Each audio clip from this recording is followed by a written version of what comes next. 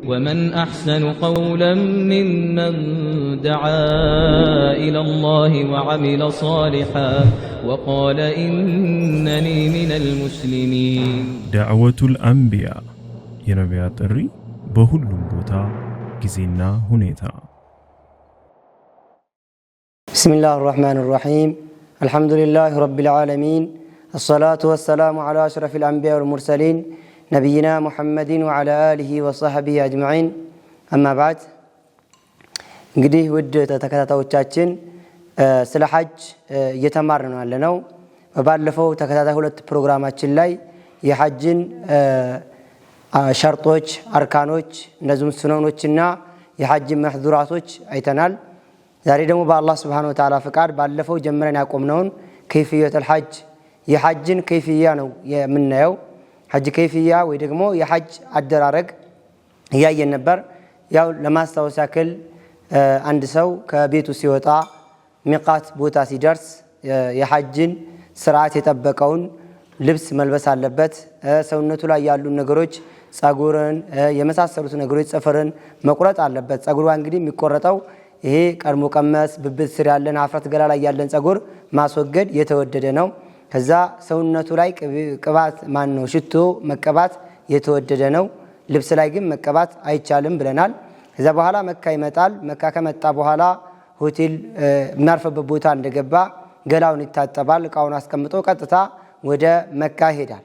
መካ ሄዶ መካ እንደገባ ምንድነው የሚያደርገው ብለናል። መካን ሳይ اللهم انت السلام منك السلام ብሎ ያደርጋል። ያው ኢህራም ካደረገ በኋላ ለበይክ እያለ ነው የሚሄደው። መቼም እዛው ካዕባን እስከሚያይ ድረስ ካዕባን ሳይ اللهم انت السلام منك السلام ይላል። ይሄን ካለ በኋላ ጧፍ ነው የሚጀምረው። እንግዲህ ጧፍ የት ጋር ነው የሚጀምረው? በአሁን ሰዓት አረንጓዴ መብራት አለች። እሷ ጋር ይሆንና እንግዲህ ግራጃችን ወደ ሐጀር አልአስወድ በኩል ነው የሚሆነው። ማለትም በዚህ በኩል ነው የሚሆነው ማለት ነው ካዕባ። ስለዚህ መብራቷ በዚህ በኩል ዝካ ከሆነ ምንድነው የሚያደርገው ብለናል።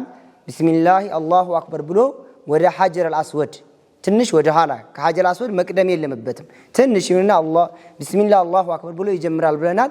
ከዛ ይቀጥላል እንዳለ ጧፎቹን ሰባቱን ያደርጋል። ሩክን የማን ጋር ብቻ ሲደርስ اللهم ربنا آتنا في الدنيا حسنة وفي الآخرة حسنة وقنا عذاب النار የሚለውን ዱዓ ነው የሚያደርገው እንጂ ሌላው የፈለገውን ዱዓ ከፈለገ ቁርአን መቅራት ይችላል ብለናል።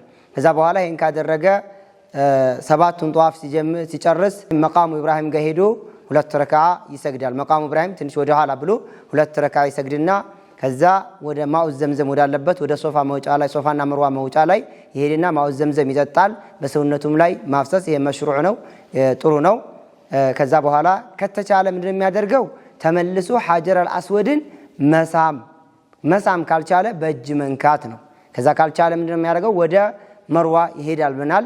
ልክ መርዋ ላይ ሲወጣ ምን ይቀራል? እነ الصፋ والمروة من شعائر الله የሚለውን ይቅራ ብለናል። ይሄን ከቀራ በኋላ ሶፋ ላይ ይወጣና ዱዓ ያደርጋል። ምን የሚል ዱዓ አለ? ላ ኢላሃ ኢላላህ ወህደህ የሚል አለ። ላ ኢላሃ ኢላላህ وحده لا شريك له له الملك وله الحمد وهو على كل شيء قدير የሚለውን ዱዓ ያደርጋል። የት? ሶፋ ላይ ማለት ነው። ሶፋ ላይ ይሄን ያደርግና ወደ ካዕባ ይዞራል አቅጣጫውን። እንግዲህ አሁን እኛ ካዕባ በዝ ነው ጨርሰን ወደዚህ ወተን ሶፋውና መርዋ ዝበኩል ነው የሚሆነው። ይወጣና ምንድነው የሚያደርገው? ወደ ሶፋ ላይ ሆኖ ወደ ካዕባ ይዞርና ረጅም ሰዓት ዱዓ ያደርጋል። እንግዲህ መቼም የሰው ልጅ ብዙ ሐጃ አለ፣ ብዙ የሚያስፈልገን ነገር አለ። ስለዚህ እዛ ቆሞ ዱዓ ያደርጋል። በጣም ዱዓ ያደርጋል። ነብዩ አለይሂ ሰላቱ ሰላም ረጅም ዱዓ ነው ያደረጉት እዛ ቆመው። ይሄን ዱዓ ካደረገ በኋላ ወደ ይሄዳል ይዞርና በተለይ በአሁን ሰዓት ልክ ወጋግራ አለ በሱ ጋር ይዞርና ወደ መርዋ ጋር ይሄዳል። መርዋ ጋር ሳይደርስ በፊት ያው ወንዝ ነበረ።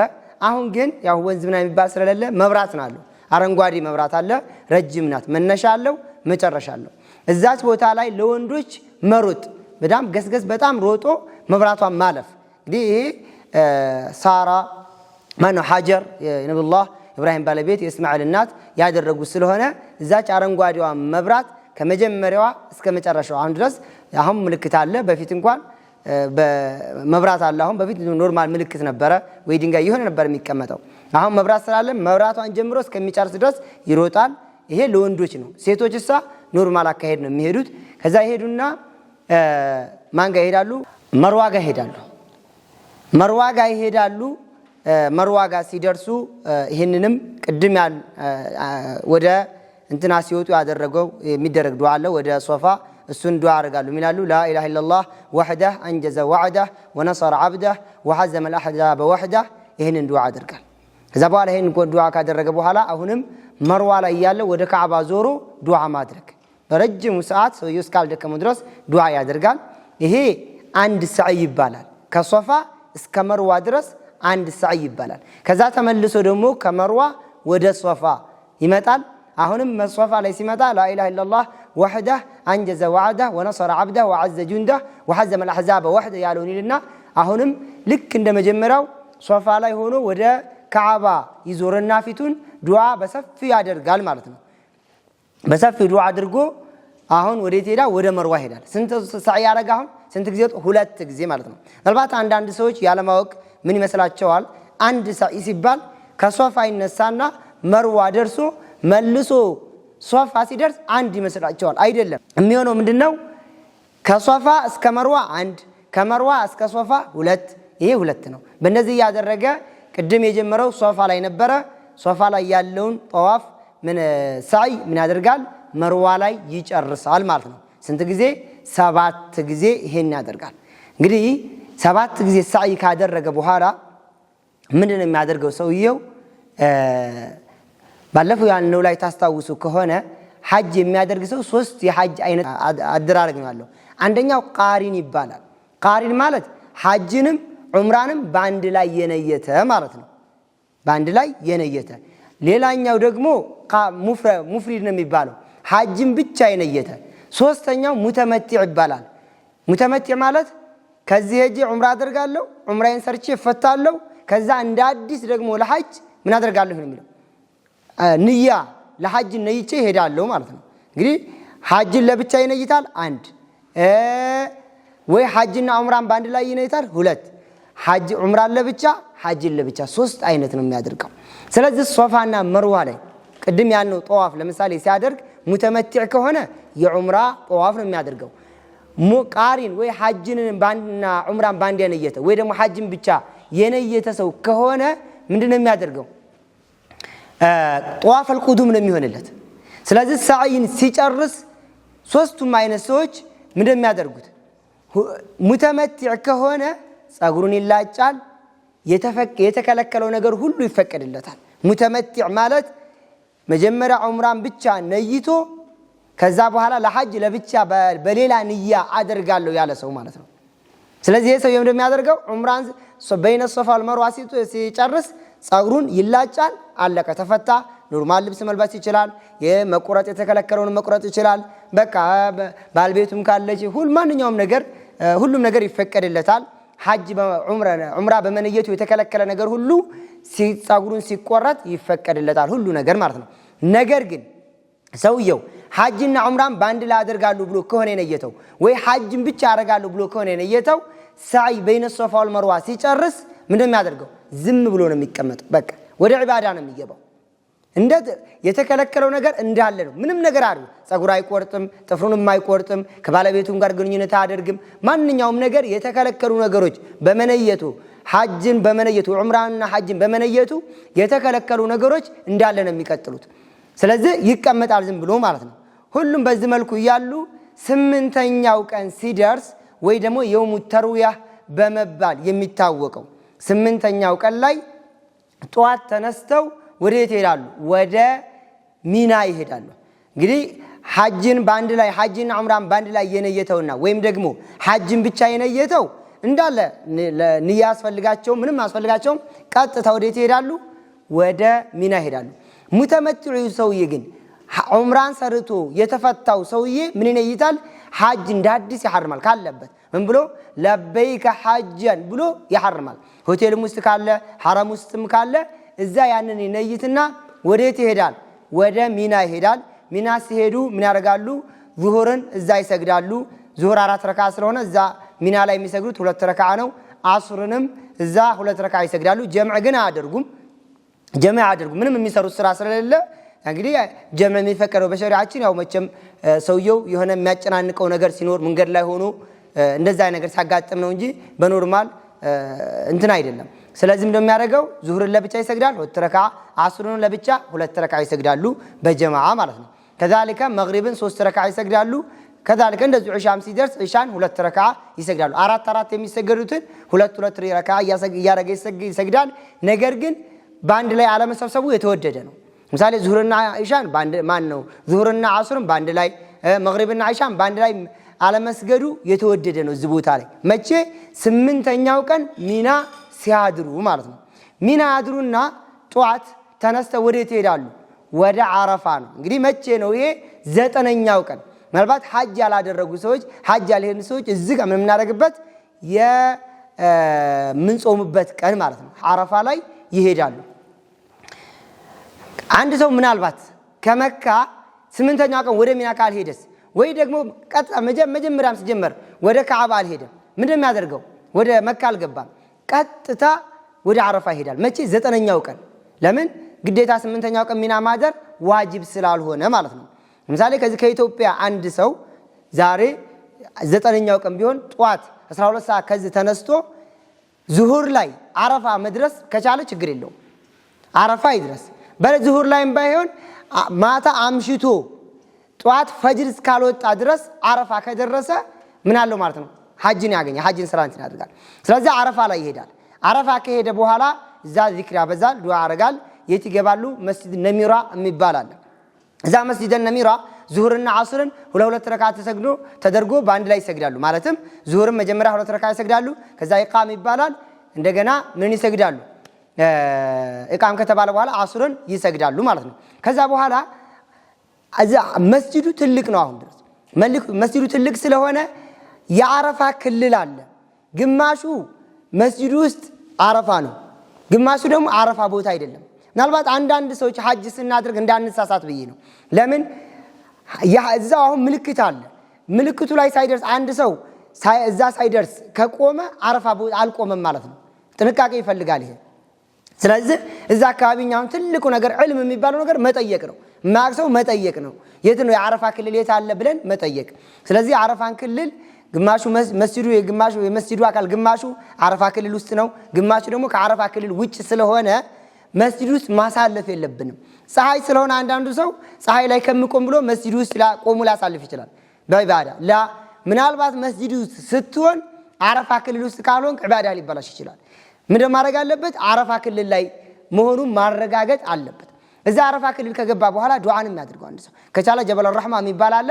እዛ ይወጣና ዱዓ ያደርጋል። ነብዩ መሐመድ ሰለላሁ ዐለይሂ ወሰለም እዛ ወጥተው ነበር። ነገር ግን በአሁን ሰዓት ግፍ ስላለ ሐጅ ላይ ግፍ ያስፈልግም፣ መጨቃጨቃ ያስፈልግም። ለምን? ለዒባዳ ተብሎ ነው። ስንትና ስንት ኪሎ ሜትሮችን አቋርጠን ሄደው አላህን ለመታዘዝ ነው። ስለዚህ አላህን የሚያስቆጣ ነገር እንዳንሰራ፣ ከሰው ጋር ከወንድሞቻችን ጋር እንዳንጋጭ ዱዓ ማድረግ አለበት አንድ ሰው።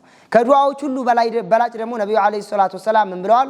ኸይሩ ማ ቁልቱ አነ ወነብዩና እኔም ሆነ ከኔ በፊት የነበሩ ነብዮች ካሉት ሁሉ በላጭ ወዱዓው አረፋ ቀን የሚደረግ ዱዓ ነው ብለዋል። እሱ ምንድነው? ላ ኢላሃ ኢላላህ ወህደሁ ላ ሸሪከ ለሁ ለሁል ሙልኩ ወለሁል ሐምዱ ወሁወ ዐላ ኩሊ ሸይኢን ቀዲር። ይሄም ማብዛት ነው። ከዛ በኋላ ዱዓ ማድረግ ነው። ምን ሰዓት ድረስ?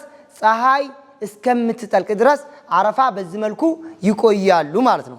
እዛ አረፋ ይሄን በዚህ መልኩ ከቆየ በኋላ ፀሐዋ ስትጠልቅ ወዴት ይሄዳል? ወደ ሙዝደሊፋ ይሄዳል። ሙዝደሊፋ ጋር እንግዲህ ጀምዕ በመባል ትታወቃለች። ሁሉም ሰው እዛ ቦታ ላይ ማታ ይደርሳል። ይሄ እንግዲህ ሁሉም ባገኘው በአንድ ኢማምም ሆነ በተለያየ ሰው በግሩፕም ሆነው ኢሻንና መግሪብን ይሰግዳሉ። መጀመሪያ መግሪብ ይሰግዳሉ፣ አዛን ይላሉ፣ መግሪብ ይሰገዳል። መግሪብን ከሰገደ በኋላ መልሶ ምንድነው የሚያደርገው? ኢቃም ነው የሚለው፣ አዛን አይደለም። ኢቃም ይልና ኢሻን 2 ረካዓ ይሰግዳሉ። ቀን እዛ ፀሐይ ሲመታቸው እንደገና ከሚና አረፋ ድረስ ረጅም ኪሎ ሜትር ነው። ስለዚህ በጣም ደክሟቸው ስለሚሆን ምንም ማድረግ አለበት? ምንም ዒባዳ የለም፣ መተኛት ነው። ተኝተው ያሳልፋሉ እስከ ፈጅር ድረስ። እንግዲህ እስከ ፈጅር ድረስ እዛ ነው የሚቆዩት። ደካማ ያልሆኑ ሰዎች ምናልባት አቅመ ደካማ በሽተኞች የምታመመ ሰው ካለ ከፈጅር በፊት ወደ ሚና መሄድ ይችላሉ። የት? ጀምራ ለመወርወር ማለት ነው። ጀምረቱል ዐቀባ ለመወርወር ከፈጅር በፊት መሄድ ይችላሉ ሴቶች እንደዛ አቅመ ደካሞች ማለት ነው በእግር ስለሚኬድ ትንሽ ደከም ስለሚል አቅመ ደካማ የሆነ ሰው እንደዛ ያደርጋል ነገር ግን አቅመ ደካማ ካልሆነ ሱብሂን እዛ ይሰግድና ጧት ፀሐዋ ወጣ ስትል ምን ያደርጋል ይነሳሉ ማለት ነው ከዓረፋ ማነው ከሙዝደሊፋ ይነሱና ወዴት ይሄዳሉ ጀምረተል አቀባ የሚባል ቦታ ላይ ይሄዳሉ ከሙዝደሊፋ ሲሄዱ ግን 7 ጠሮች ይይዛሉ 7 ጠሮች ይዝና ጀምረተል አቀባ ከደረሱ በኋላ እነዛን 7 ጠሮች ይወረውራሉ ማለት ነው ጀምረተል አቀባ ላይ ለያንዳንዱ ጠር አላሁ አክበር ይያለ 7 ጠር ይወረውራል እዚህ ጋር ሰው የሚሳሳተው አንዳንድ ነገር አለ ለታር ሲወረውር ጠር እንትን የሚባል ነገር የሚወረወረው ድንጋይ እንዲህ ቢወረውሩ ሰው የሚፈነክት ያክል መሆን የለበትም ነው የሚባለው ትንሽ ጠር መሆን አለበት አንዳንዱ በቃ የሆነ ሸይጣንን ነው ማገኘው ይልና ጫማውን ይወረውራል ያንጥላውን ይወረውራል ያዘውን ውሃ መጠጫ ይወረውራል ይሄ አግባብ አይደለም ትክክልም አይደለም ኢባዳ ስለሆነ ነብዩ አለይሂ ሰላቱ ወሰለም እንዳደረጉት ነው ማድረግ ያለብን ለምን ነብያችን አለይሂ ሰላቱ ወሰለም ምንድነው አሉት خذوا عني مناسككم የሐጅ አሰራራችሁን ከኔ ያዙን አሉት ስለዚህ የሐጅ አሰራራችንን ከነብዩ አለይሂ ሰላቱ ወሰለም ከሳቸው ነው መያዝ ያለብን በዚህ መልኩ ጀምረተል አቀባን 7 ጥር ይወረውራል አላሁ አክበር ይላል አንድ ጥር ይወረውራል ልክ አሁንም አላሁ አክበር ይያለ 7 ጊዜ ይወረውራል ይሄን 7 ከወረወረ ምንድነው የሚያደርገው አንድ ሰው ሀዲያ ካለው ሀዲያውን ነው የሚያርደው ሀዲያ ያርዳል ጥር ከወረወረ በኋላ ሀዲያውን ያርዳል ሀዲያውን ካረደ በኋላ ምን ያደርጋል ጸጉሩን ይላጫል ማለት ነው ጸጉሩን ይላጫል ይሄ ተሐሉል አወል በመባል ይታወቃል ተሐሉል አወል በመባል ይታወቃል እንግዲህ እዚጋ ይሄን ካደረገ እዛጋ ጀምረተል አቀባን ተወረወረ ጸጉሩን ከተቆረጠ እንዲሁም ደግሞ ዘብህ ካደረገ በኋላ ተሐሉል አወል ይፈታል ከተፈታ ኖርማል ልብስ መልበስ ይችላል ነገር ግን ኢለ ኒካህ ይላል ወይ ደግሞ ከባለቤቱ ጋር ግንኙነት ማድረግ ኢለ ኒሳ ሴት ሲቀር ከባለቤቱ ጋር መገናኘት አይችልም ለምን ተሐሉል አክበር ትልቁን ተሐሉል ስላልተፈታ መቼ ነው የሚፈታው እሱ ከፈለገ ይሄ የ10ኛው ቀን አሁን ድንጋይ ከወረወረ ካረደና ጸጉሩን ከተላጨ በኋላ ወዴት ይመጣል ወደ ካዕባ ይመጣል ነብዩ መሐመድ ሰለላሁ ዐለይሂ ወሰለም ይሄን ነው ያደርጉት ለምን ሱናው ይሄ ስለሆነ ማለት ነው ካዕባ ጋር ይመጣና ጧፍ ያደርጋል እንግዲህ ካዕባ መካ ሲገባ ገላውን ይታጠባል ከዛ በኋላ ገላውን ከታጠበ በኋላ ካዕባ ጋር ይመጣል ልክ ባለ ቅድም እንዳልነው ጧፍ ያደርጋል እንግዲህ ሐጀረል አስወድ አለ ሐጀረል አስወድን አልፎ ከጀመረው ይሄ አንዱ ዙር ምንድነው የሚሆነው ጉድቅ ነው የሚሆንበት እንግዲህ አንድ ዙር ካዕባን ለመዞር ረጅም ደቂቃ ነው የሚወስደው እንዳው ጎረምሳ ወጣት ከሆነ በትንሹ 40 ደቂቃ 50 ደቂቃ ይወስድበታል ትላልቆች እንዲያዛውንት ከሆኑ በተለይ ፎቅ ላይ ከሆነ ደግሞ ረጅም ሰዓት ስለሚወስድ ምንድነው ማድረግ ያለበት በጥንቃቄ ነው መሄድ ያለበት መብራት አለች መብራቷን ሳያልፍ ቢስሚላህ አላሁ አክበር ይልና ወደ ሐጀረል አስወድ እጁን ያዞርና ምን ያደርጋል ጧፉን ይጀምራል ከዛ ዱዓ ማድረግ ነው እንግዲህ ዱዓ ማድረግ ቁርአን መቅራት ይሄንን በዚህ መልኩ ጧፉን 7 ጊዜ ያደርጋል የሚለየው ጧፍ ላይ ሩክነል የማን ነው ሩክነል የማን ጋር ሲደርስ እንግዲህ ሩክነል የማን ማለት አሁንኛ የጀመርንበት ጧፍ አለ ጧፍ ሲያደርግ ሂጅሩ እስማኤል አለች ሂጅሩ እስማኤልን በእግሩ መርገጥ የለበትም እሷን ወደ ዛከቷት ወደ ካዕባ ሆኖ ገብቶ ጧፍ ካደረገ ይሄም አይሆንም ለምን ሂጅሩ እስማኤል የምትባለው ወደ ከካዕባ አካል ስለሆነ ሂጅሯን አብሮ መዞር አለበት እሷን ከዞር በኋላ ሶስተኛው ሩክን ላይ ሩክነል የማን የሚባል አለ እሱ ሩክን ከተመቸው በእጁ ይነካል ካልተመቸ ደግሞ ችግር የለውም እዛ ጋር ሲደርስ ዱዓ ያደርጋል اللهم ربنا آتنا في الدنيا حسنة وفي الآخرة حسنة وقنا عذاب النار የሚለውን ዱዓ እያደረገ ይሄዳል የት እስከሚደርስ ሐጀረል አስወድ ጋር እስከሚደርስ ድረስ አሁንም ልክ ሐጀረል አስወድ ሲደርስ አንድ ጧፍ ይባላል እዛ ሲደርስ አሁን የሚያደርጋ ቢስሚላህ አላሁ አክበር ብሎ አሁንም ይጀምራል እንግዲህ ቢስሚላህ አላሁ አክበር ማለት ሱና ነው ሳይልም በያልፍ ጧፉን እንትና አድርገው አይጎዳውም ማለት ነው በዚህ መልኩ ጧፍ 7 ጊዜ ያደርግና ይጨርሳል ማለት ነው ይሄን ከጨረሰ በኋላ አሁንም የምናየው ሐጅ አድራጊውን ነው ሐጅ አድራጊው ቅድም ነካ ያደረኩት አንድ ነገር አለ ምናልባት አንድ ሰው የ9ኛው ቀን ካዕባ ሳይሄድ ወይ ደግሞ ከዚህ በፊት ሳይና በይነ ሶፋ ወልመርዋ ካሮጠ ወዴት ይሄዳል ሶፋና መርዋ ጋር ሮጦ ልክ ቅድም እንዳልነው ዘምዘም ጠጥቶ ሐጀር አስወድ ከተመቸው ነክቶ ሶፋና መርዋ ላይ ቅድም ያልነውን ሙሉውን ያደርጋል 7 ማለት ነው። ሶፋ ላይ የሚደረገውንም ዱዓ ከማን ነው መርዋ ላይ የሚደረገውንም ዱዓ ያደርጋል ማለት እንግዲህ ዘምዘም ከተጣ በኋላ ከታ ሶፋ ይሄዳል። እነ ሶፋ ወልመርዋ من شعائر الله فمن حج البيت او اعتمر فلا جناح عليه ان يطوف بهما የሚለውን ቁርአን ይቀራል። لا اله الا الله وحده صدق وعده የሚለውን ካደረገ እንትን ያደርጋል ማለት ነው። ይሄንን ጧፍ ይሄንን ሳይ 7 ጊዜ ያደርግና ወዴት ይሄዳል? ሰውየው ወደ ሚና ነው የሚመለሰው። እዛ ማደር አይፈቀድለትም። ግዛን ቀን ከዓባ ላይ አድር ለምሳሌ 10ኛው ቀን 11ኛው ቀን 12ኛው ቀን ከዓባ ወይ መካ ላይ ማደር አይወደድም ማለት ነው። የት ነው የሚሄደው?